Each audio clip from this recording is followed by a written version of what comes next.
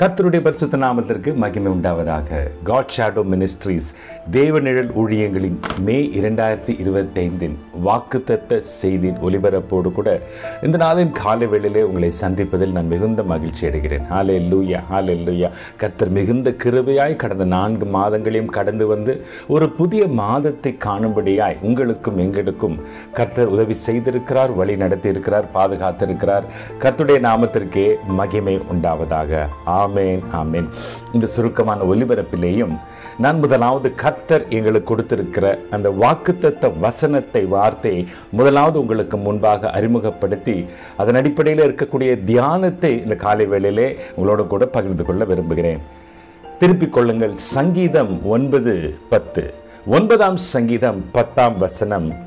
ஆங்கிலம் மற்றும் தமிழிலே அதை நான் வாசிக்கிறேன். முதலாவது ஆங்கிலத்திலே அதை வாசிக்கிறேன். Everyone who honors your name can trust you because you are faithful to all who depend on you.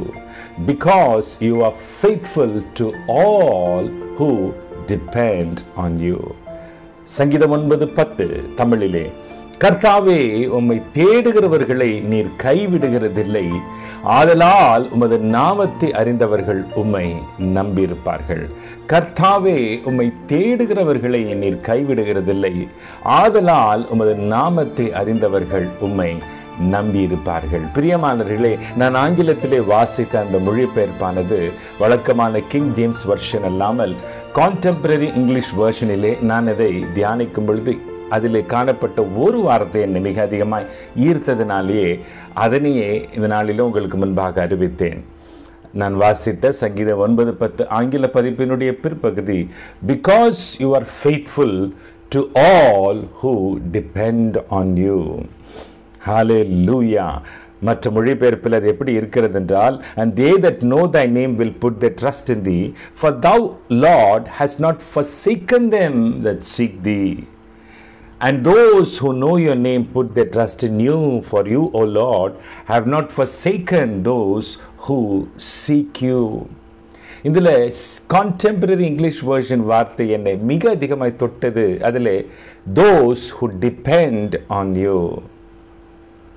You are faithful to those who depend on you. ஆம் பிரியமானவர்களே, இந்த மே 2025 மாதத்தின் 1ஆம் தேதியிலே நான் உங்களோடு கூட பகிர்ந்து கொள்ள விரும்புகிற வாக்குத்தத்த வார்த்தையின் செய்தியின் தலைப்பு டிபெண்டபிள் காட். எஸ், சார்ந்து கொள்ளக்கூடிய தேவன். ஹல்லேலூயா.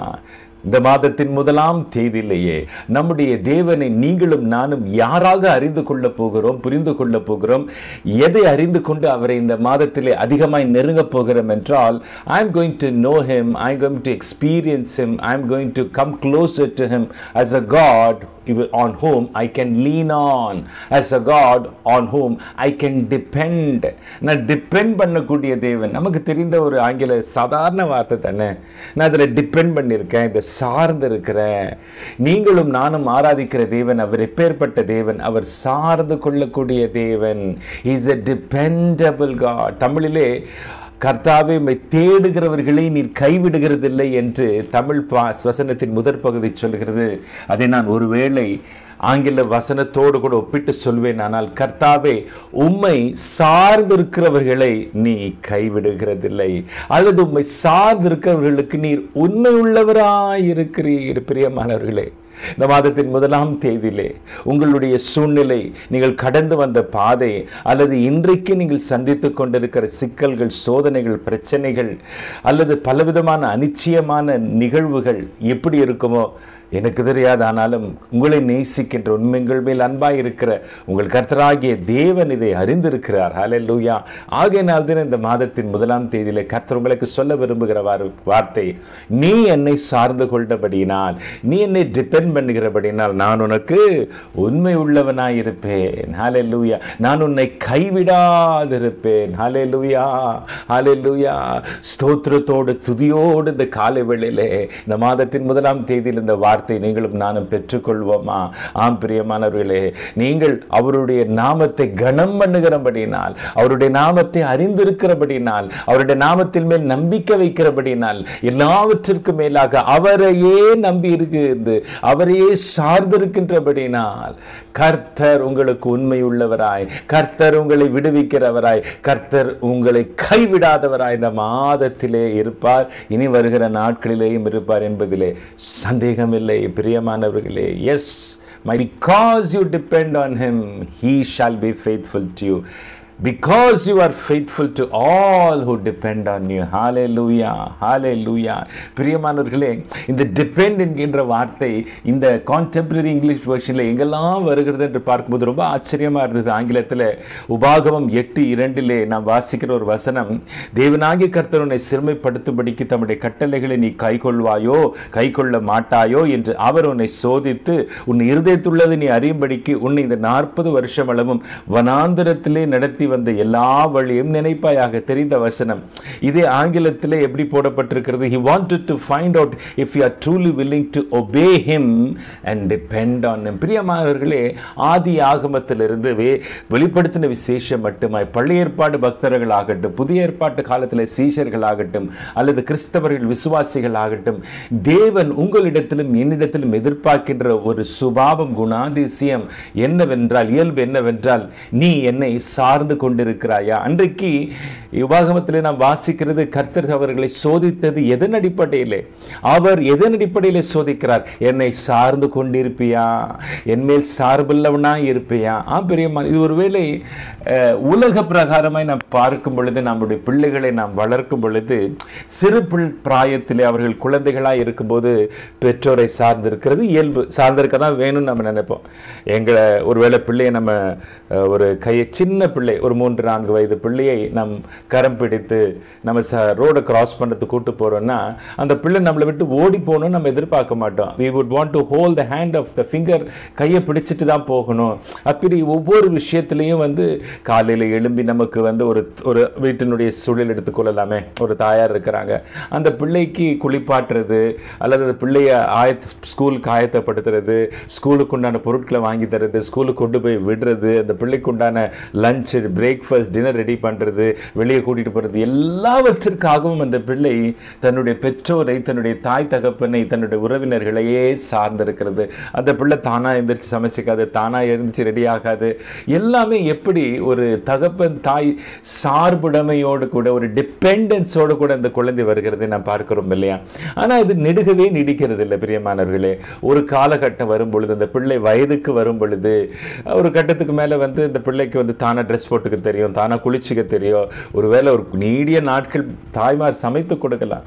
ஆனால் ஒரு பெண் பிள்ளையாக இருக்கும் பொழுது, நம்ம பொதுவாக நம்முடைய குடும்பங்களை பார்க்கும் பொழுது, ஒரு கட்டத்தில் அவர்கள் திருமணமாகி போகிற நாட்களில் அவர்களே சமைக்க கற்றுக்கொள்கிறார்கள், அவர்களே குடும்பத்தை நடத்த கற்றுக்கொள்கிறார்கள். அப்போ இந்த டிபெண்டன்ஸ் ஃபேக்டர், இன்னும் சொல்ல போனால் அவர்கள் படித்து வேலைக்கு சேரும் பொழுது, அவர்கள் சம்பாதிக்க தொடங்கும் பொழுது, அவங்க இனிமேல் ஒருவேளை அவங்க வளர்ந்து அவங்க வாகனங்களை ஓட்ட பழகி அவங்க வாகனங்களை வாங்கும் பொழுது, ஈவன் கம்யூட்டிங்க்கு அவங்க யாரும் டிபெண்ட் பண்ண வேண்டிய அவசியம் இல்லை. அவங்களாம் பொதுவாக அல்லது பொது போக்குவரத்தில் போகணுன்னாலும் கூட்டிகிட்டு போய் டிக்கெட்லாம் வாங்கி கொடுக்கணும், அவங்களா போயிடுவாங்க, அவங்களா கடந்து செல்வாங்க. அப்போ இந்த இண்டிபெண்டன்ட்லேருந்து டிபெண்டன்ட்லேருந்து இண்டிபெண்டன்ட் சூழ்நிலைக்கு நம்முடைய வாழ்க்கையிலே நாம் மாறுகிறதை நாம் பார்க்க முடியும். எப்பொழுதுமே நாம் டிபெண்டண்டாக இருக்கிறதில் இருக்க விரும்புவதும் இல்லை. அதே போல நம்முடைய பிள்ளைகளும் எப்பொழுதுமே நம்மையே சார்ந்திருக்க வேண்டும் என்று நாம் விரும்புவதும் இல்லை. அவர்கள் ஒரு கட்டத்தில் சுதந்திரமாக இருக்கணும், அவங்க வேலையை அவங்க பார்த்துக்கணும், அவங்க குடும்பத்தை அவங்க நடத்தணும், அவங்க பாதையில் அவங்க ஓடணும்னு நம்ம சொல்லுவோம் பிரியமானவர்களே. ஆனால் பிரியமானவர்களே, இது உலகத்தை சார்ந்தது, உலக உறவுகளை சார்ந்தது. இன்றைக்கு ஒரு காரியத்தை, ஒரு சத்தியத்தை நீங்களும் நானும் அடிப்படையிலே மிக ஆழமாய் படித்து அறிந்து கொள்ள வேண்டும். அது என்னவென்றால், God truly wants us. இன்றைக்கு நாம் எவ்வளவு பெரியவர்களாக இருந்தாலும், எவ்வளவு பெரிய ஊழியர்களாக இருந்தாலும், கர்த்தர் நம்மை அவருடைய பிள்ளையாகத்தான் பார்க்கிறார். அவருடைய சிறு லிட்டில் சில்ட்ரன் என்று வேதத்தில் சொல்லப்பட்டிருக்குது. அவர் நீண்ட ஆயுள் உள்ளவர், இஸ் ஏன்ஷியன்ட் ஆஃப் டேஸ். அவருக்கு நாம் எல்லாம் குழந்தைகள் தான், சிறு பிள்ளைகள் தான். நான் என்ன சொல்ல வருகிறேன், நமக்கு அறிவு, நமக்கு பலவிதமான அறிவு, தெளிவு, புரிதல், பல காரியங்களை காணப்பட்டாலும் God always wants us to be dependent on Him. Hallelujah. அருமையான வார்த்தை. நாம் அவரை சார்ந்து கொண்டிருக்க வேண்டும் என்றே விரும்புகிறார். அதிலே இருக்கக்கூடிய ஆசீர்வாதங்களை தான் நாம் இன்றைக்கு தியானிக்க போகிறோம். வாக்குத்தத்த வசனம் என்ன சொல்லுகிறது? அவரை சார்ந்து கொண்டிருப்பவர்களுக்கு கர்த்தர் உண்மை உள்ளவராய் இருக்கிறார். அப்படின்னா என்ன? தன்னுடைய புயபலம், தன்னுடைய மாம்சம், தன்னுடைய அறிவை சார்ந்திருக்கிறவனை காட்டிலும் எனக்கு ஆண்டவனே கதி, எனக்கு கர்த்தர் தான் துணை, இந்த சூழல் அவரை விட்டால் வேற யாருமே இல்லை, வேற யார் மேலும் நான் சார்ந்து கொள்ள முடியாது, வேற யார் தோளிலேயே நான் சாயவும் முடியாது. அந்த நிலையிலே ஒருவேளை நீங்கள் பயணித்து கொண்டிருக்கிறீர்களா? உங்களுடைய குடும்பம் பயணித்து கொண்டிருக்கிறதா? அல்லது உங்களுடைய உற்றார் உறவினர்களுடைய வாழ்க்கையில் அப்பேற்பட்ட நிலைமை காணப்படுகிறதா? இன்றைக்கு அவர்களை பார்த்து நீங்கள் உற்சாகப்படுத்தலாம். ஹல்லேலூயா. இந்த வாக்குத்தத்த வசனத்தை அனுப்பலாம். கர்த்தர் என்ன சொல்லுகிறார்? உம்மை சார்ந்திருக்கிறவர்களை நீர் கைவிடுகிறதில்லை, உம்மை தேடுகிறவர்களை நீர் கைவிடுவதில்லை. Truly truly you are faithful to all who depend on you. Hallelujah, hallelujah. அநேக வசனங்களிலே இந்த CEV வெர்ஷன் இது சார்ந்திருக்கிற காரியத்தோட ஒப்பிட்டு சொல்லுகிறது. மத்திய 5:3 ஆவிலே எளிமை உள்ளவர்கள் பாக்கியவான்கள், பரலோக ராஜ்யம் அவர்களுடையது. இது ஆங்கிலத்தில் எப்படி தெரியுமா இருக்குது? God blesses those people who depend only on Him. They belong to the kingdom of heaven. நான் பரலோக ராஜ்யத்தை எப்போ சார்ந்தவனா மாற முடியும்னா அவரையே சார்ந்திருக்கும் பொழுது, அவரையே நோக்கி கொண்டிருக்கும் போது, அவர் மேல் நம்பிக்கையாக இருக்கும் பொழுது. சில வசனங்கள் உங்களுக்கு முகவரையாய் நான் சுட்டி காட்டுகிறேன். சங்கீதம் 44:6 எங்கெல்லாம் இந்த டிபெண்டன்ஸ் அப்படிங்கிற வார்த்தை வருது. உம்மாலே எங்கள் சத்துருக்களை கீழே விழத்தாக்கி எங்களுக்கு விரோதமாய் எழும்புகிறவர்களை உம்முடைய நாமத்தினாலே மிதிப்போம், என் வில்லை நான் நம்பேன், என் பட்டயம் என்னை ரட்சிப்பதில்லை. அப்போ இந்த வசனத்தின் பிற்பகுதி, I don't depend on my sword or my spear, but I depend on you. Hallelujah. உங்களையே நான் நம்பி இருக்கிறேன். சங்கீதம் 59:9 அவன் வல்லமையை நான் கண்டு உமக்கு காத்திருப்பேன், தேவனே எனக்கு உயர்ந்த அடைக்கலம். ஆங்கிலத்தில் you are my mighty fortress and I depend on you. என் உயர்ந்த அடைக்கலம் சொல்லும்போது என்ன அர்த்தம்? ஐயா, நான் உங்களை தான் சார்ந்து இருக்கிறேன். சங்கீதம் 62:5 இது எல்லாம் கான்டெம்பரரி இங்கிலீஷ் வெர்ஷன், ஆங்கில மொழிபெயர்ப்பிலிருந்து நான் வாசித்துக் கொண்டிருக்கிறேன். only God gives inward peace and I depend on Him. என் ஆத்துமாவே தேவனை நோக்கி அமர்ந்திரு, நான் நம்புகிறது அவராலே வரும். I depend on Him. நான் சார்ந்திருக்கிறது அவராலே வரும். ஹல்லேலூயா, ஹல்லேலூயா. ஏசாயா 31:1 சொல்லுகிறது, சகாயம் அடையும்படி இஸ்ரவேலுடைய பரிசுத்தரை நோக்காமலும் கர்த்தரை தேடாமலும் எகிப்துக்கு போய் குதிரைகள் மேல் நம்பிக்கை வைத்து ரதங்கள் அநேகமாய் இருப்பதினால் அவைகளை நாடி குதிரை வீரர் மகாபலசாலிகளாய் இருப்பதினால் அவர்களை நம்பிக்கொண்டிருக்கிறவர்களுக்கு ஐயோ. ஆங்கிலத்தில் எப்படி தெரியுமா இருக்குது? instead of depending on army of chariots or powerful cavalry, instead you should depend on and trust the holy God of Israel. ரதங்களின் மேல், சிலர் ரதங்களை குறித்தும் சிலர் குதிரை வீரர்களை குறித்தும் மேன்மை பாராட்டுகிறார்கள் அல்லது நம்புகிறார்கள். நாங்களோ கர்த்தராகிய தேவனையே நம்பி இருப்போம்.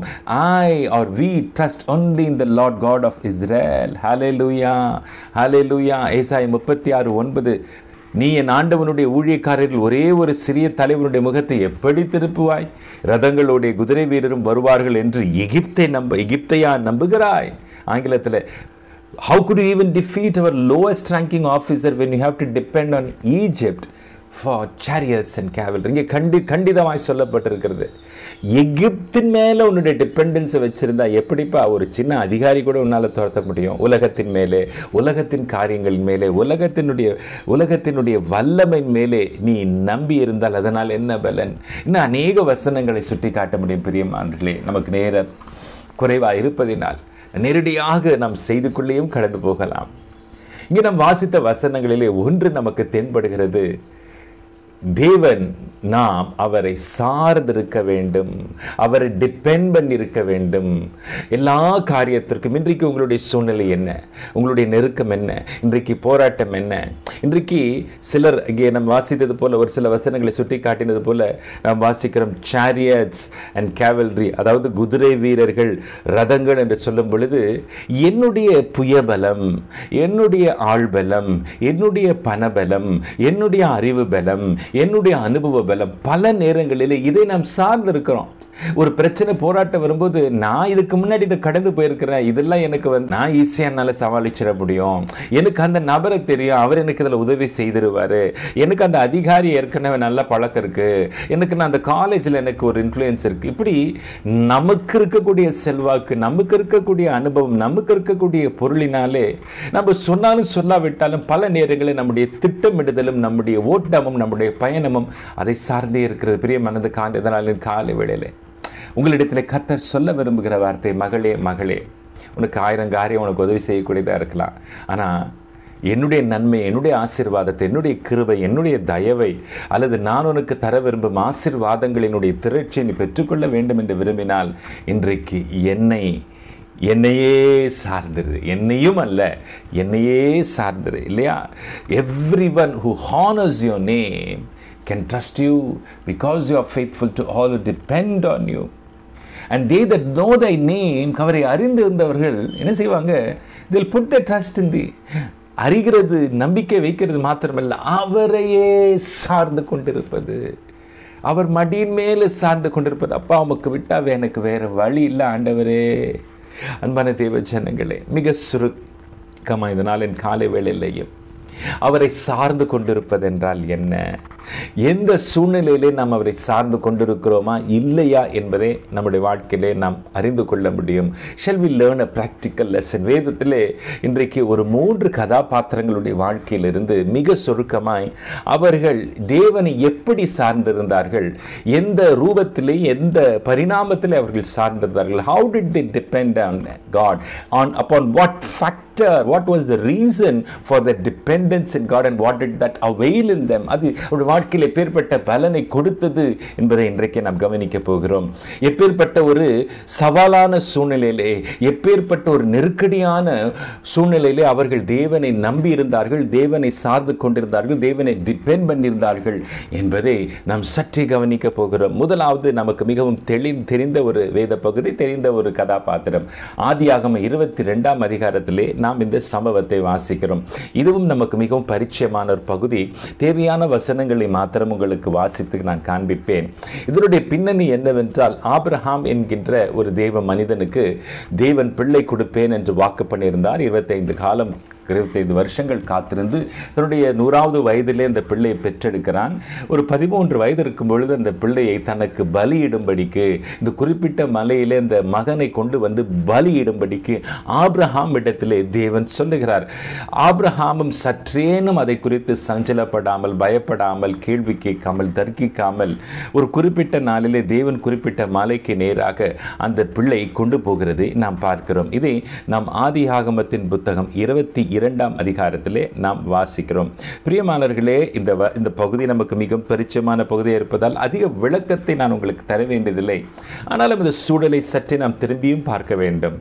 ஒரே பிள்ளையை கர்த்தர் கொடுக்கிறார், வாக்குத்தத்தம் பண்ணப்பட்ட பிள்ளை. இந்த பிள்ளையை பலியிட வேண்டும். இந்த பலியிட கொண்டு போகும் பொழுது கோர் அளவு வரைக்கும் வேலைக்காரர்களை கூட்டிட்டு வர, பின்பு வேலைக்காரர்களை மலையின் அடிவாரத்தில் நிறுத்தி வைத்துவிட்டு பிள்ளையாண்டானோடு கூட அவர் மலைக்கு போகிறார், அல்லது மலையில் தொடர்ந்து ஏறி நடந்து கொண்டிருக்கிறார். அப்பொழுது குறிப்பிட்ட நேரத்திலே அங்கே தன்னுடைய மகன் கேட்கிறான். அந்த வசனத்தை உங்களுக்காக நான் வாசிக்கிறேன். ஆதியாகமம் 22:7. அப்பொழுது ஈசாக்கு தன் தகப்பனாகிய ஆபிரகாமை நோக்கி, என் தகப்பனே என்றான். அதற்கு அவன், என் மகனே இதோ இருக்கிறேன் என்றான்.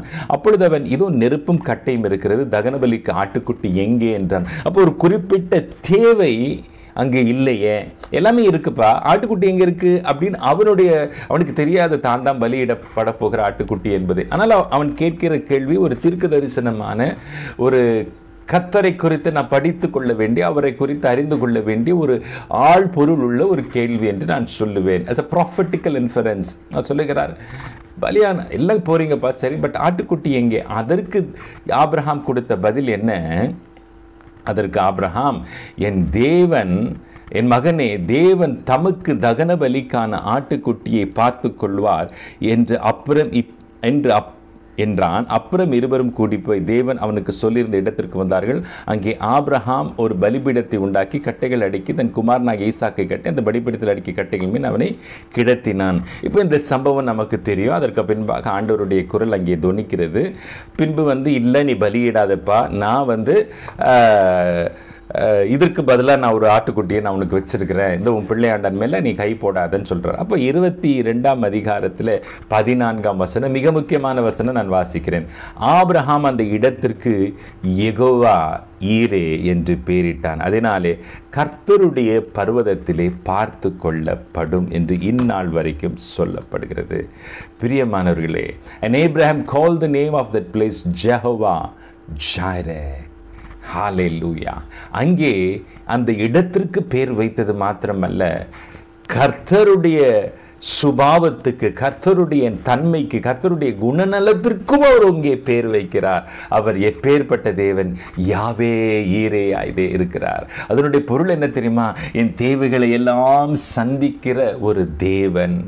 அன்றைக்கு ஆபிரகாம் எழுத்தின்படி அங்கே என்ன நடக்கிறது என்றால், இந்த சம்பவத்தை சற்றே உற்று நோக்கும் பொழுது உடனடியாக அவனுக்கு பேர் என்ன வைக்கிறான். ஆண்டவரோடு கூட சஞ்சரிக்கின்ற ஒரு மனுஷன். ஒரு முறை ஆபிரகாம் இடத்துல தேவன் தன்னை வெளிப்படுத்தும் பொழுது தன்னை குறித்து அவர் எப்படி அறிமுகப்படுத்தி கொண்டார்? நான் எல் ஷடாய், சர்வ வல்ல தேவனாய் இருக்கிறேன். தன்னுடைய நாமத்தை அவர் வழங்கினார். மோசேயின் இடத்துல ஒரு முறை, ஆண்டவரே என்னை விடுதலை நாயகனா அனுப்புறீங்க, உங்க நாம என்னன்னு கேட்டா, நான் இருக்கிறவராகவே இருக்கிறேன், ஐ ஆம் தட் ஐ ஆம். அது மாத்திரமல்ல, நான் ஆபிரகாம், ஈசாக்கு, யாக்கோபின் தேவன் என்று சொல். பிரியமானவர்களே, தேவனுடைய நாமம் என்பது அவருடைய குணநலத்தை, அவருடைய தன்மையை காட்டுகின்ற ஒரு காரியமாக இருக்கிறது. பிரியமானவர்களே, இந்த சம்பவத்தை பார்க்கும் பொழுது ஆபிரகாமினுடைய வாழ்க்கையிலே ஒரு நெருக்கடியான காலகட்டம், ஒரு புரிந்து கொள்ள முடியாத, கிரகித்து கொள்ள முடியாத ஒரு பாதையின் வழியே போய்கொண்டிருக்கிறான். சற்று நீங்கள் கவனிக்க வேண்டும். இப்போ 25 வருஷம் காத்திருந்து அந்த பிள்ளையை கர்த்தர் அவனுக்கு கொடுக்கிறார். அந்த பிள்ளையை பலி செலுத்தும்படி அவன் பர்வதத்துக்கு கொண்டு செல்லுகிறான். பிள்ளை கேள்வி கேட்கிறான். சட்டென்று அவனுக்கு ஒரு பதில் வருகிறது, கர்த்தருடைய பர்வதத்திலே பார்த்து கொள்ளப்படும். அதுதான் அவர் அந்த யெகோவா ஈரே என்பது. அப்போ தேவனுக்கு ஒரு நாமத்தை வழங்குகிறான். தேவனை குறித்த ஒரு சுபாவத்தை யெகோவா ஜாயிரே என்று சொல்லும்போது உடனடியாக மகனுக்கு அறிவிக்கிறான். இந்த ஆபிரகாம் யார்? கர்த்தருடைய நாமத்தை அறிந்திருந்தவன். ஹல்லேலூயா. இன்றைக்கு நம்முடைய வாக்குத்தத்த வசனம் என்ன? Everyone who honors your name. கர்த்தாவே, உம்முடைய நாமத்தை அறிந்தவர்கள், உம்முடைய நாமத்தை அறிந்தவர்கள். ஒரு சில நாமங்களை நாம் பார்க்கும்போது மிக ஆச்சரியமாக இருக்கும். அவர் யார்? அவர் அதோனாய். ஏசாயா 40:10 அவரை அதோனாய், அதாவது என்னுடைய எஜமான், என்னுடைய ஆண்டவர் என்று சொல்லுகிறது. அவருக்கு இன்னொரு பேர் ஒன்று ஏலோஹிம், சிருஷ்டிகர்த்தர். என்னுடைய வாழ்க்கையில் காரியங்களை சிருஷ்டிக்கிற தேவன். எல் எலியோன், மகா உன்னத தேவன். நான் எவ்வளோ பிரச்சனை, எவ்வளோ தெய்வங்கள் பூமியில் இருக்கலாம், புற தெய்வங்கள், அந்த தெய்வத்தை காட்டிலும் பெரிய தேவன். எல் ஒலாம், எவர்லாஸ்டிங் காட், நித்தியமாய் நம்மோடு கூட இருக்கக்கூடிய தேவன், நித்தியமாய் நம்மை நடத்துகிற தேவன். எல் ஷடாய். இதுதான் ஆபிரகாம் இடத்திலே யாத்திராகமம் 17ஆம் அதிகாரம் 1ஆம் வசனத்திலே கர்த்தர் 99 வயதாக இருக்கும்போது அவருக்கு காட்சியளித்து சொன்னார், நான் எல்ஷாதாயா இருக்கிறேன், நீர் எனக்கு முன்பாக உத்தமனாய் நடந்து இரு, நீ என்பது பிள்ளை இல்லாமல் உத்தமனாய் நடந்திரு, உண்மை உள்ளவனாய் இரு என்று ஆபிரகாம் இடத்தில் தேவன் சொன்ன பொழுது தன்னை குறித்து வெளிப்படுத்தினது, நான் எல்ஷாதாய், நான் சர்வ வல்ல தேவன், என்னால் முடியாதது ஒன்றுமில்லை. ஏசாயா 7:14 இயேசு கிறிஸ்து குறித்த தீர்க்க தரிசன நாமம் என்ன தெரியுமா? அவர் இம்மானுவேல், தேவன் நம்மோடு இருக்கிறவர். இங்கே யெகோவா ஈரே, தேவன் நம்முடைய தேவைகள் எல்லாம் சந்திப்பவர். யெகோவா மெல்கோதிஷிகேம், நம்மை பரிசுத்தப்படுத்துகிற தேவன். யெகோவா நிசி, என் வெற்றி கொடியாய் இருக்கிறார். யெகோவா ரா, கர்த்தரின் மெய்ப்பராய் இருக்கிறார். யெகோவா ரஃபா, கர்த்தரனை சுகப்படுத்துகிறவராய் இருக்கிறார். யெகோவா சபவோத், அவர் சேனைகளின் கர்த்தராய் இருக்கிறார், இராணுவங்களின் தேவனாய் இருக்கிறார். யெகோவா ஷாலோம், கர்த்தரின் சமாதானமாய் இருக்கிறார். யெகோவா ஷம்மா, என்னோடு கூட இதோ இங்கே இருக்கிற தேவனாய் இருக்கிறார். யெகோவா சித்கேனோ, அவர் என் நீதியாய் இருக்கிறார். இயேசு கிறிஸ்து அல்லது இயேசு என்ன குறிக்கிறது? யெஷுவா என்ற நாமம் என்ன குறிக்கிறது? நம்முடைய இரட்சகர், நம்மை ரட்சிக்கிறவர். ஹல்லேலூயா, ஹல்லேலூயா. இப்படி அநேக நாமங்கள் உண்டு பிரியமானவர்களே.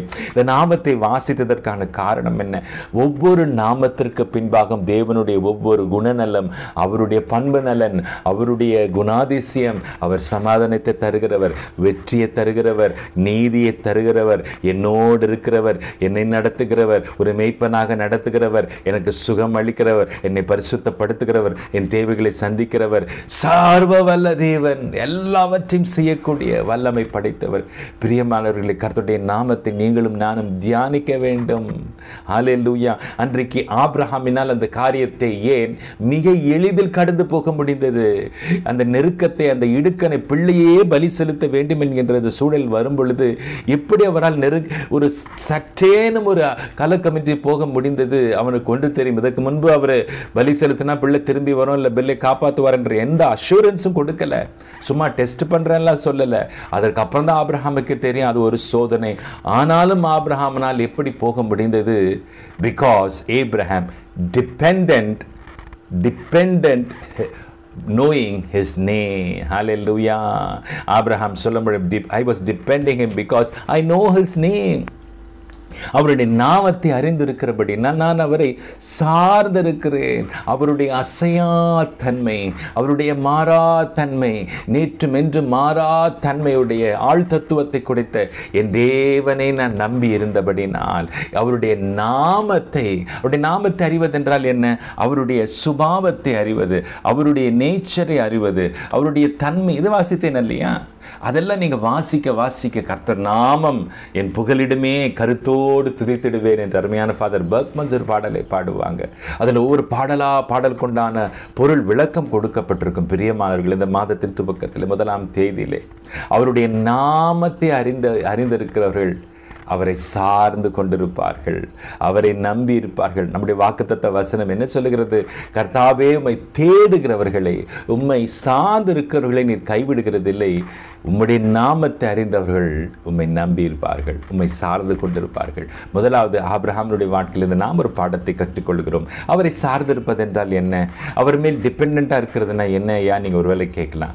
knowing his name, அவருடைய நாமத்தை எடுத்து தியானிங்க.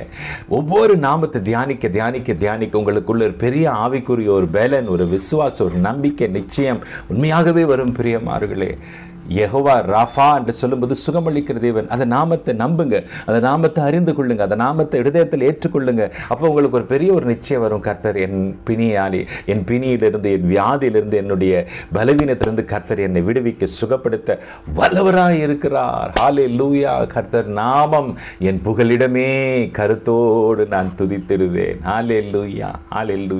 பிரியமானவர்களே, அவரை சார்ந்து கொண்டிருப்பதென்றால் என்ன? அவருடைய நாமத்தை அறிந்திருப்பது என்று நாம் கவனித்தோம். ஆபிரகாமுடைய வாழ்க்கையிலே ஒரு நாமத்தை அவன் சொன்னார். அவருக்கு பல நாமங்களுடைய அறிமுகம் ஆபிரகாமுக்கு இருந்தது. இரண்டாவதாக என்னாகம புத்தகம் 13ஆம் அதிகாரத்திலே நாம் ஒரு சம்பவத்தை வாசிக்கிறோம். இதுவும் நமக்கு மிகவும் தெரிந்த ஒரு பரிச்சயமான ஒரு சம்பவம் தான். இஸ்ரவேல் ஜனத்தார் அவர்கள் வாக்குத்தத்தம் பண்ணப்பட்ட தேசத்திற்கு நேராக அவர்கள் பிரயாணம் பண்ணி கொண்டிருக்கும் பொழுது ஒரு முறை ஒரு வேவுக்காரர்களை 12 வேவுக்காரர்களை நாம் இங்கே வாசிக்கிறோம். என்னாகும் 13ஆம் அதிகாரத்திலே 2ஆம் வசனத்திலே, நான் இஸ்ரவேல் புத்திரருக்கு கொடுக்கும் கானான் தேசத்தை சுற்றி பார்ப்பதற்கு நீ மனிதனை அனுப்பு, ஒவ்வொரு பிதாக்களின் கோத்திரத்திலும் ஒவ்வொரு பிரபுவாகிய புருஷனை அனுப்பு. அப்போ 12 கோத்திரத்திலிருந்து 12 பேர் வந்து அந்த வேவு பார்க்கும்படி அங்கே போறாங்க. ஆனால் நடந்தது என்ன, சம்பவித்தது என்ன? அவங்க கானான் தேசத்தை சுற்றி பார்த்து அங்க இருக்கிற மக்கள் வந்து பயங்கரமா பலவான்களாக, ராட்சதர்களாக இருக்கிறாங்க என்பதை கண்டு அவங்க திரும்பி வந்து அவங்க கொடுத்த அந்த ரிப்போர்ட் தான் இப்ப பெரிய பிரச்சனையாச்சு. அவங்க கொடுத்த அந்த அறிக்கை தான் அவங்களுக்குள்ள ஒரு பெரிய ஒரு கலக்கத்தை உண்டாயிடுச்சு. அப்ப 32ஆம் வசனத்தை நான் வாசிக்கிறேன். 13:32 என்னாகும், நாங்கள் போய் சுற்றி பார்த்து வந்த தேசம் தன் குடிகளை பட்சிக்கிற தேசம். நாங்கள் இதில் கண்டு ஜனங்கள் எல்லாரும் மிகவும் பெரிய ஆட்கள். அங்கே ராட்சத பிறவியான ஏனாக்கின் குமாரராகிய ராட்சதரையும் கண்டோம். நாங்கள் எங்கள் பார்வைக்கு வெட்டுக்கிளிகளைப் போல் இருந்தோம், அவர்கள் பார்வைக்கும் அப்படியே இருந்தோம் என்று சொல்லி, இப்படி இஸ்ரவேல் புத்திரருக்குள்ளே நாங்கள் சுற்றி பார்த்து வந்த தேசத்தை குறித்து துர்ச்செய்தி பரப்பினார்கள். அடுத்த அதிகாரத்தில் என்ன ஆகுது? சபையார் எல்லாரும் கூக்குரலிட்டு புறம்பினார்கள். ஜனங்கள் ராமுழுதும் அழுதார்கள். இப்படி நடந்து கொண்டிருக்க அங்கே யோசுவாவும் காலேபும், அப்போ நம்ம வாசிக்கிறோம் தொடர்ந்து அதை பார்க்கும் பொழுது, எப்புனேயின் குமாரன் ஆகிய 14:6 தேசத்தை சுற்றி பார்த்தவர்களில் 2 பேர் மட்டும், நூனின் குமாரனாகிய யோசுவாவும் எப்புனேயின் குமாரனாகிய காலேபும் தங்கள் வஸ்திரங்களை கிழித்து கொண்டு, அவங்க சொல்கிற வார்த்தை கவனிங்க, இஸ்ரவேல் புத்திரரின் சமஸ்த சபையும் நோக்கி, நாங்கள் போய் சுற்றி பார்த்து சோதித்து, தேசம் மகா நல்ல தேசம். Look at their. இவங்க சொல்கிறாங்க எங்களை பட்சிக்கிற தேசம், குடிகளை பட்சிக்கிற தேசம். இவங்க சொல்கிறாங்க 2 பேர் மகா நல்ல தேசம். என்னவா? கர்த்தர் நம்மில் பிரியமாக இருந்தால் அந்த தேசத்தில் நம்மை கொண்டு போய் பாலும் தேனும் ஓடுகிற அந்த தேசத்தை நமக்கு கொடுப்பார். பிரியமானவர்களே, இந்த முழு சம்பவம் நாம் அறிந்திருக்கிறதே, வாசிக்க நேரம் இல்லை. சாராம்சம் என்ன? இந்த தேசத்தை தேவன் முன்னமே அவர்களுக்கு வாக்கு பண்ணியிருந்தார். போய் சுதந்திரித்து கொள்ளுங்கள் என்று சொன்னார். சரி, வேவு பார்க்க போனாங்க, அது கர்த்தருடைய சித்தம் அல்ல, கேட்டாங்க, சரி அனுப்புனார். ஆனால் போய் பார்த்துட்டு வந்து அவங்க கொடுத்த அந்த நெகட்டிவ் ரிப்போர்ட் முழு அந்த பாளையத்திய மக்களை கலங்க பண்ணிவிட்டது. ஆனால் 2 பேர் மட்டும் கர்த்தருடைய வாக்குத்தத்தத்தை டிபெண்ட் பண்ணி இருந்தாங்க. ஒருவேளை அங்கே சொல்லும் பொழுது கர்த்தர் நம்மில் பிரியமாக இருந்தால் என்கின்ற வார்த்தை யோசுவா பயன்படுத்தினாலும் அதனுடைய உட்கருத்து என்ன தெரியுமா? He depended on the promise of God. Hallelujah. Number 1, Abraham depended on the personality of God which is revealed in his name. Joshua and Caleb, they depended on what? அவர்கள் எதை சார்ந்திருந்தார்கள்? தேவனுடைய வார்த்தை அல்லது தேவனுடைய வாக்குத்தத்தத்தின் மேல் தங்களுடைய நம்பிக்கை வைத்திருந்தார்கள். ஹல்லேலூயா. கர்த்தர் சொன்னதை நிறைவேற்றுவார். கர்த்தர் வாக்கு பண்ணினதை எவ்வளவு நெருக்கடி வந்தாலும் எவ்வளவு போராட்டம் வந்தாலும் கர்த்தர் என்னுடைய வாழ்க்கையில் நிறைவேற்றுவார் என்கின்ற உறுதி உங்களுக்கும் எனக்கும் இருக்க வேண்டும். பிரியமானவர்களே, வார்த்தை கேட்பது மாத்திரமல்ல, அக்கறைக்கு போவோம் வாருங்கள் என்று இயேசுவான சீஷரிடத்திலே அழைத்து செல்லுகிறார். அக்கறைக்கு போங்கள் என்று சொல்லுகிறார். அப்போ அக்கறைக்கு போவோம் என்கின்ற வாக்கு தத்தம் ஒரு விதத்திலே சீஷர்கள் நம்பி இருந்தார்கள். ஆனால் நடுக்கடலிலே அவர்கள் சந்தித்த பிரச்சனை நாங்கள் மடிந்து போவோம் என்று சொல்லியிருக்க மாட்டார்கள். உங்களுடைய வாழ்க்கையிலும் என்னுடைய வாழ்க்கையிலும் பல நேரங்களிலே நம்மால் ஏன் வாழ்க்கையில் வெற்றியையும் நம்மால் ஏன் வாழ்க்கையில் ஒரு ஜெயத்தையும் அனுபவிக்க தவறுவது காரணம் என்னவென்றால், கர்த்தருடைய வாக்குத்தத்தத்தை நாம் நம்ப தவறுகிறோம். சூழ்நிலையை கண்டு நாம் கலங்கி போகிறோம். நெருக்கடிகளை கண்டு இந்த வாக்குத்தத்தெல்லாம் இனி நிறைவேறும். அதுதானே ஆபிரகாமுடைய வாழ்க்கையில் நடந்தது. சொன்னாரு, 99 வயசு ஆயிடுச்சு, ஸ்திரீகளுடைய வழிபாடு நின்று போயிடுச்சு, எனக்கும் வலிமை நின்று போயிடுச்சு. ஆபிரகாம் சாரால் நம்ப முடியவில்லை. ஆனாலும் வாக்கு பண்ணினவர் உண்மை உள்ளார். எனக்கு அன்பான தேவ ஜனங்களே, கர்த்தருடைய பிள்ளைகளே, உங்களை பார்த்து இந்த காலை வேளையில் சொல்லுகிறேன், அவருடைய நாமத்தை அறிந்திருக்கிறவர்கள் நம்பி இருப்பார்கள். வாக்குத்தத்தம் என்ன? everyone who honors your name can trust you. Not only that, you are faithful to all who depend on you. உம்முடைய நாமத்தை சார்ந்திருக்கிறவர்கள் மாத்திரமல்ல, உம்முடைய வாக்குத்தத்தத்தை சார்ந்திருக்கிறவர்களுக்கும் நீர் உண்மை உள்ளவராய் இருக்கிறீர். அவர்களுக்கு நன்மை செய்கிற தேவனாய் இருக்கிறது. தமிழில் இப்படி இருக்கிறது, உம்மை தேடுகிறவர்களை நீர் கைவிடுகிறதில்லை. நான் இப்படி சொல்லுவேன், உம்முடைய நாமத்தின் மேல் நம்பிக்கை வைத்திருப்பவர்கள் அல்லது உம்முடைய நாமத்தை சார்ந்திருக்கிறவர்கள், உம்முடைய வாக்குத்தத்தத்தை சார்ந்திருக்கிறவர்களை நீ கைவிடுவதில்லை. நீர் உண்மை உள்ளவராய் இருக்கிறீர். ஹல்லேலூயா. ஆபிரகாமுடைய வாழ்க்கையிலே உண்மை உள்ள தேவன் அந்த பிள்ளையை ரட்சித்து அந்த பிள்ளைக்கு மாற்றாக வேறொரு ஆட்டுக்குட்டியை கொடுத்தார். தேவைகளை சந்தித்தார். நீங்களும் நானும் கற்றுக்கொள்ள வேண்டிய சத்தியம் என்ன, வார்த்தை என்ன? Are you depending upon God even when you have no answer to give for your children? அன்றைக்கு அந்த தேவை எப்படி வரும் என்று ஆபிரகாமுக்கு தெரியாது. பிள்ளையினிடத்தில் ஒன்று சொல்லிவிட்டார். அவர் தேவைகளை சந்திக்கிற தேவன், மலையிலே பார்த்து கொள்ளுகிற தேவன். இந்த மாதத்தின் காலை வேளையிலே, இந்த 1ஆம் தேதியின் காலை வேளையில் உங்களை பார்த்து கர்த்தர் சொல்லுகிற வார்த்தை, you may be going through the same path like Abraham. மலையை நோக்கி, மலைக்கு மேலே நடந்து போயிட்டு இருக்கலாம். எப்படி வரும்னு தெரியாது. நம்ம சொல்லிட்டோம், அறிக்கை செஞ்சிட்டோம். ஏன் அறிக்கை செஞ்சோம் தெரியுமா? அவர் யாவே ஈரே, அவர் யாவே ஷம்மா, அவர் யாவே ரோஹி, அவர் யாவே ராஃபா. அந்த நாமத்தெல்லாம் நான் அறிந்து அறிந்திருக்கிறேன். அது நாமத்தின்படி தான் அவர் இருப்பார். அவர் பர்சனாலிட்டி எனக்கு தெரியும். அதனால நான் சொன்னேன், இன்றைக்கு அந்த பர்சனாலிட்டி, அந்த நாமத்தின் மேல விசுவாசம் வைத்து நீங்கள் சொல்லி பாருங்கள், விசுவாசத்தை அறிக்கையிட்டு பாருங்கள். அதை நிச்சயமாகவே பார்த்து கொள்ள வேண்டும். Depend on His name. Hallelujah. God is faithful to you.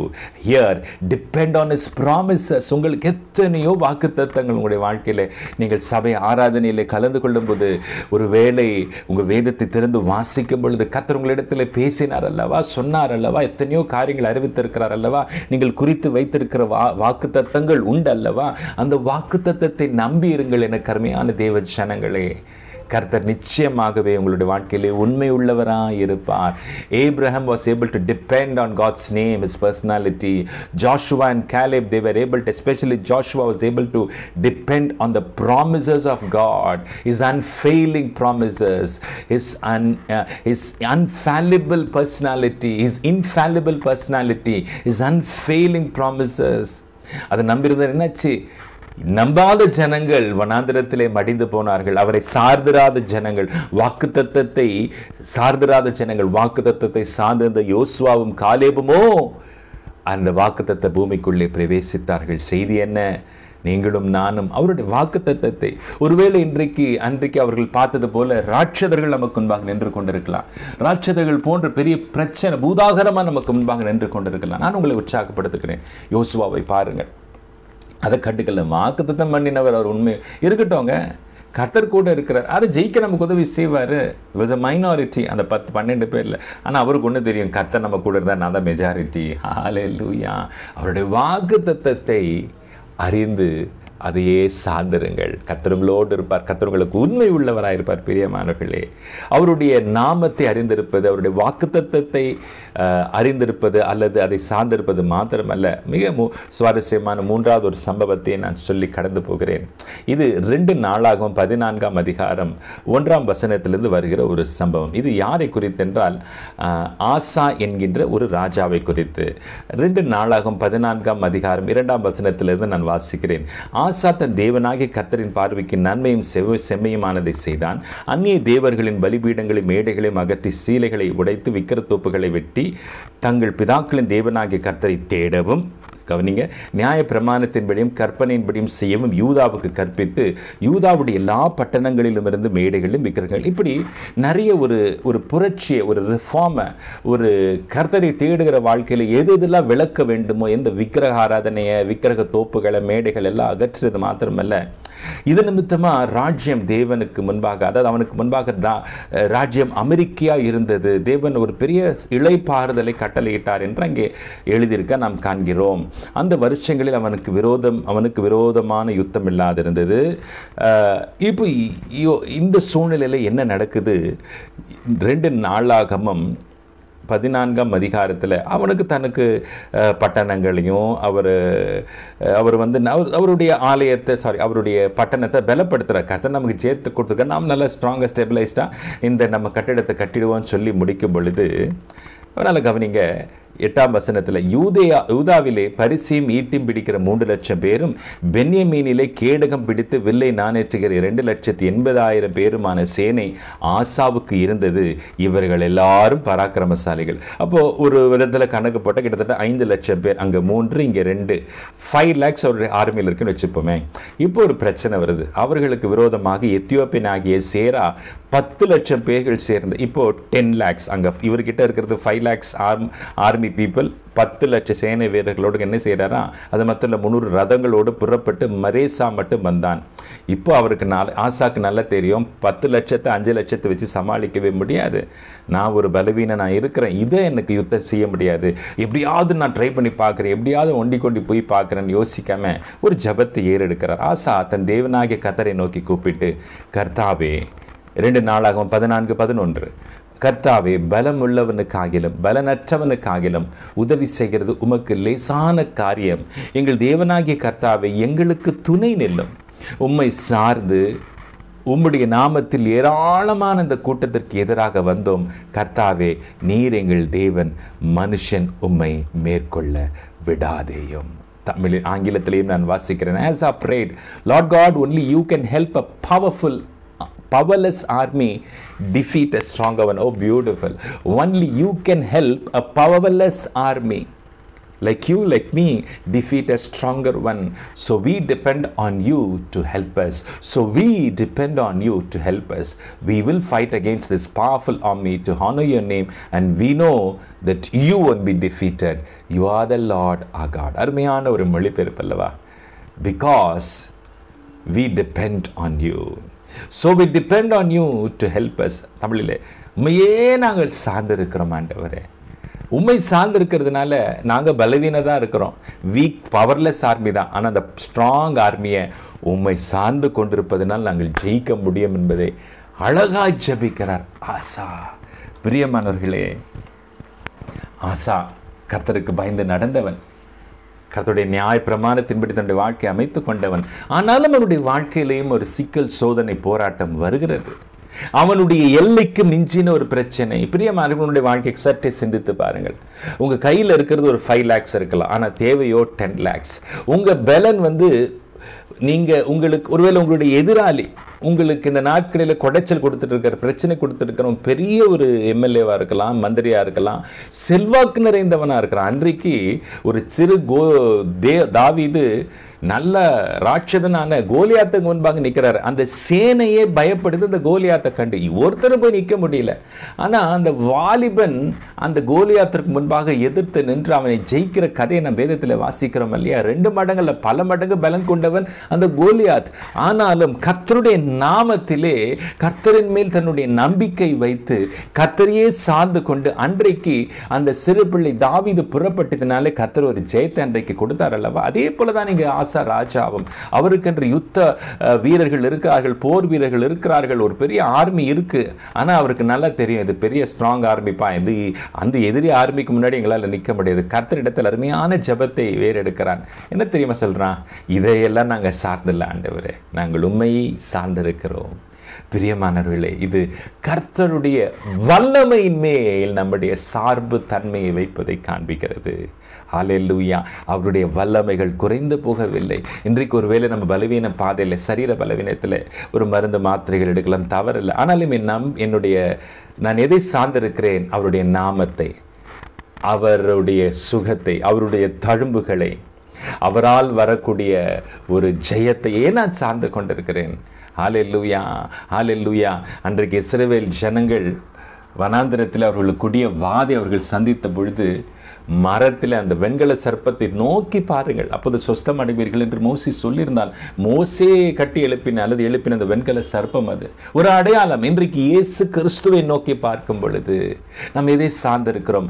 அவருடைய உயிர் தெழுதலின் வல்லமை, அவருடைய குணமாக்கும் வல்லமை, அவர் நம்மை சேற்றிலிருந்து தூக்கி எடுக்கக்கூடிய வல்லமை, நம்முடைய பிள்ளைகளுடைய வாழ்க்கையில் மாற்றத்தை கொண்டு வரக்கூடிய வல்லமை. பல இடங்களிலே இயேசு கிறிஸ்து அவரை நோக்கி வந்த குருடர், செவிடர், முடவர்கள், பலவீனப்பட்டவர்களிடம் அவ்வப்போது அடிக்கடியாக கேள்வி கேட்டது, do you believe that I can do this? நான் இதை செய்ய முடியும்னு நீ நம்புறியா? எனக்குள்ள வல்லம் இருக்குன்னு நம்புறியா? ஆமான்னு நம்புறேன்னு சொன்னா அவங்க சொஸ்தமாக்கினார். அந்த பெரும்பாடுள்ள ஸ்திரீ இயேசு கிறிஸ்துனுடைய வஸ்திரத்தை தொட்ட பொழுது இயேசு பயன்படுத்தின வார்த்தை என்ன? என் சரீரத்திலிருந்து வல்லமை புறப்பட்டதை நான் அறிந்திருக்கிறேன். பிரியமானவர்களே, அன்றைக்கு அந்த ஸ்திரீ விசுவாசித்தால், எதை சார்ந்து கொண்டிருந்தால், இயேசு கிறிஸ்துவினுடைய சரீரத்திலிருந்து ஒரு வல்லமை புறப்பட்டு வரும் என்பதை அவள் சார்ந்து கொண்டிருந்தாள். ஹல்லேலூயா, ஹல்லேலூயா. அன்றைக்கு அந்த 100க்கு அதிபதி இயேசுவினிடத்தில் பேசும் பொழுது, கர்த்தாவே உம்முடைய வார்த்தையிலே வல்லமை உண்டு, நீர் ஒரு வார்த்தையை அனுப்புங்க, என் வேலைக்காரன் சுஸ்தமாவான். அந்த வார்த்தையிலே வரக்கூடிய வல்லமையை அவன் நம்பி இருந்தான். அவர் சொல்ல ஆகும், அவர் கட்டளையிட நிற்கும். கடலையும் காற்றையும் கண்டு இறையாதை அமைதலாய் இருந்து சொன்ன பொழுது அவருடைய வல்லமை நிறைந்த வார்த்தை தானே. கர்த்தரின் சத்தம் வல்லமை உள்ளது. ஹல்லேலூயா. காதேஷ் வனாந்தரங்களை அதர பண்ணுகிற சத்தம், அதிலே வல்லமை உண்டு. பிரியமானவர்களே, there is power, wonder working power in the blood of Jesus. இல்லையா? ஆட்டுக்குட்டியின் ரத்தம் வல்லமை உள்ளது. இன்றைக்கும் அவருடைய வல்லமை குறைந்து போகவில்லை. இன்றைக்கு என்ன காரியத்தை பிரச்சனை? வியாதியா? பண சூழ்நிலை, ஒருவேளை கடன் பிரச்சனையா, குடும்பத்தில் குழப்படியா, இயேசுவின் நாமத்தில் பவுல் சொல்கிறார், நான் அவரையும் அவருடைய உயிர்த்தெழுதலின் வல்லமையும் அறிந்து கொள்ள விரும்புகிறேன். இன்றைக்கு இந்த காலை வேளையிலே ஆசாவுக்கு ஒன்று தெரியும், என் பலன்லாம் ஒன்றும் இல்லை, அவருடைய பலன் எனக்கு போதுமானது, அவருடைய வல்லமை எனக்கு போதுமானது. எதை சார்ந்திருந்தான்? The unbeatable power of the Lord of host, சேனைகளின் கர்த்தருடைய வல்லமை நம்பியிருந்தான். எளிதில் ஜெயத்தை சம்பாதித்தான், எளிதில் சத்துருக்களை மேற்கொண்டான். அதற்கு அவனுக்கு பின்பாக வருகிற யோசபாத் வாழ்க்கை, ராஜாவினுடைய வாழ்க்கையிலும் அதுதான். 3 தேசங்கள் கூடி வந்தாங்க. யோசபாத் ஜெபிக்கிறாரு, கத்தியமின்றி ரத்தமுமின்றி மாதிரி எந்த விதமான ஈட்டியுமின்றி கத்தியமின்றி அந்த யுத்தத்தில் ஜெயத்தை யோசபாத் சம்பாதித்தான். எப்படி? வல்லமை நம்பி இருந்தான். இன்றைக்கு அன்பான தேவ ஜனங்களே, ஆசாவினுடைய வாழ்க்கையில் நாம் கற்றுக்கொள்ளக்கூடிய பாடம் என்ன? அவருடைய வல்லமையை சார்ந்திருங்கள். ஆபிரகாமுடைய வாழ்க்கையிலே பார்க்கிறோம், அவருடைய நாமத்தை சார்ந்திருந்தான். ஹல்லேலூயா. யோசுவாவை பார்க்கிறோம், கர்த்தருடைய வாக்குத்தத்தத்தை சார்ந்திருந்தான். இங்கே ஆசாவை பார்க்கிறோம், கர்த்தருடைய வல்லமை சார்ந்திருந்தான். Abraham dependent on the personality or the name of God. Joshua dependent on the promises of God or the word of God. And Asa dependent on the might or the power of God. The power of God, the promise of God, the personality of God. தேவனுடைய ஹல்லேலூயா ரபா ஹந்து லேமாஷ். இந்த காலை வேளையில் நீங்கள் எதை சார்ந்து கொண்டிருக்கிறீர்கள்? அவருடைய நாமத்தை சார்ந்து கொண்டிருங்கள், அவருடைய வாக்குத்தத்தத்தை சார்ந்து கொண்டிருங்கள், அவருடைய வல்லமை சார்ந்து கொண்டிருங்கள். ஹல்லேலூயா. வாக்குத்தத்தம் என்ன? கர்த்தாவே, உம்மை தேடுகிறவர்களை அல்லது உம்மை சார்ந்திருக்கிறவர்களை நீர் கை விடுகிறதே இல்லை. ஆகையால் உமது நாமத்தை அறிந்தவர்கள், உமது வல்லமை அறிந்தவர்கள், உமது வாக்குத்தத்தத்தை அறிந்து பெற்றுக்கொண்டவர்கள் உம்மை நம்பி இருப்பார்கள். Everyone who honors your name can trust you because you are faithful to all who depend on you. இன்றைக்கும் இந்த காலவேளையில் ஆண்டவரே, நம்ம ஒரு காரியத்தை சொல்லி ஜெபிக்க போகிறோம். கர்த்தாவே, நான் உண்மையே சார்ந்திருக்கிறேன். ஆண்டவரே, பொன்னையோ பொருளையோ ஆண்டவரே, ஆண்டவரே, என்னுடைய பலத்தையோ என்னுடைய அனுபவத்தையோ என்னுடைய செல்வாக்கையோ எதையும் நான் இனி சார்ந்திருக்க போகிறதில்ல. ஆண்டவரே, உண்மையே சார்ந்திருக்கிறேன், உண்மையே சார்ந்திருக்கிறேன். என்னை வழி நடத்தும், என்னை வழி நடத்தும். ஒருவேளை எனக்கு இவர் உதவி செய்வார், அந்த வேலை எனக்கு உதவி செய்யும், அந்த ஆஃபீஸர் உதவி செய்வார், என்னுடைய டெபாசிட் உதவி செய்யும். இல்லை இல்லை இல்லை, நம்முடைய பொன்னின் மேலோ பொருளின் மேலோ நம் நம்பிக்கை வைப்போம். ஆனால் யோபு சொல்லுகிறான், நாம் பரிதவிக்கப்பட்டவர்களாக இருப்போம். Not on our wealth but let our put our dependence upon the Lord God of Israel. இஸ்ரவேலின் தேவன் மேலே நாம் நம்முடைய வைப்போமா? இந்த வேளையில் என்னோடு கூட சேர்ந்து இங்கே ஜெபம் பண்ணுவீங்களா? ஆண்டவர் நோக்கி பார்ப்பீங்களா? கர்த்தாவே, உடைய வார்த்தை சொல்லுகிறது, ஐயா, உம்மை தேடுகிறவர்களை நீர் கைவிடுகிறதில்லை. கர்த்தாவே, இல்லாத அல்லது உம்முடைய நாமத்தை அறிந்து உம்மை சார்ந்திருக்கிறவர்களை நீர் கைவிடுகிறதில்லை. ஆண்டவரே, அவர்களுக்கு உண்மையுள்ள தேவனாய் இருக்கிறீர். ஆண்டவரே, யோசுவாவுக்கு உண்மை உள்ளவராய் இருந்தீர், ஆபிரகாமுக்கு உண்மை உள்ளவராய் இருந்தீர், ஆசாவுக்கு உள்ளவராய் இருந்தீர். இந்த காலவேளையிலே உம்முடைய வல்லமையை, உம்முடைய வாக்கு தத்தத்தை, கர்த்தாவே, உமது ஆண்டவரே நாமத்தை அறிந்து அதை விசுவாசித்து அதை என்னுடைய வாழ்க்கையில் ராஜா ஆண்டவரை உள்வாங்கிக் கொண்டு அதன் அடிப்படையில் வாழ்கின்றவனா எங்களை மாற்றும். ஆண்டவரே, இது நாள் வரைக்கும் ஆண்டவரே உலகத்தினுடைய பலனினால், உலகத்தினுடைய குதிரை வீரர்களில் ரதங்களிலே நான் நம்பிக்கை வைத்திருப்பேனானால், கர்த்தாவே, இன்றைக்கு என்னுடைய நம்பிக்கை, என்னுடைய சார்பு தன்மை ஆண்டவரை மாற்ற எனக்கு உதவிடும். ஐயா, Lord, help me to change my dependence and to be dependent only and only on you, Lord. Thank you, Father God. You are a dependable God, oh Lord. You are a dependable God, oh Lord. சார்ந்து கூடிய தேவன் நீர் எப்போதும் நம்பு வந்து அடையத்தக்க கண்மலையா இருக்கிறீர். ஆண்டவரே, இந்த மாதத்திலே நம்முடைய பிள்ளைகள் எதற்காக உம்மை சார்ந்திருக்கிறார்களோ, வல்லமைக்கா, வாக்கு தத்தத்தை நிறைவேற்றத்திற்கா, அல்லது நாமத்தினால் வரக்கூடிய ஆசீர்வாதங்களுக்கா, எதையே அவர்கள் சார்ந்திருக்கிறார்களோ அந்த நன்மைகள் எல்லாம் அவர்கள் இந்த மாதம் முழுக்கவும் இனி வருகிற நாட்களிலும் பெற்றுக்கொள்ள உதவி செய்யும் ஐயா. பிள்ளைகளுடைய வாழ்க்கையிலே, குடும்பத்திலே அது நிறைவேற உதவி செய்யும் ஐயா. தொடர்ந்து அவர்களை பாதுகாத்துக் கொள்ளும், வழி நடத்தும். மீட்பர் இயேசுவின் இன்ப நாமத்திலே ஜெபிக்கிறோம் எங்கள் நல்ல பிதாவே. ஆமேன், ஆமேன், ஆமேன், ஆமேன். கர்த்தர் நல்லவர், கிருபை என்றும் உள்ளது. கர்த்தாவே, உம்மை தேடுகிறவர்களை நீர் கைவிடுகிறதில்லை. ஆதலால் உமது நாமத்தை அறிந்தவர்கள் உம்மை நம்பியிருப்பார்கள். Everyone who honors your name can trust you because you are faithful to all who depend on you. Shalom. கர்த்தர் உங்களோடு இருப்பாராக. இந்த வாக்குத்தத்தை செய்து உங்களுக்கு ஆசீர்வாதம் இருந்திருக்குமானால் உங்களுடைய சாட்சிகளை தெரிவியுங்கள். பிறரோடும் இந்த லிங்கை பகிர்ந்து கொண்டு அவர்களுக்கும் ஆசீர்வாதமாக இருங்கள். கர்த்தர் தாமே உங்களோடு கூட இருந்து இந்த மாதம் முழுக்க உங்களை நடத்துவாராக. ஆமேன். God bless you.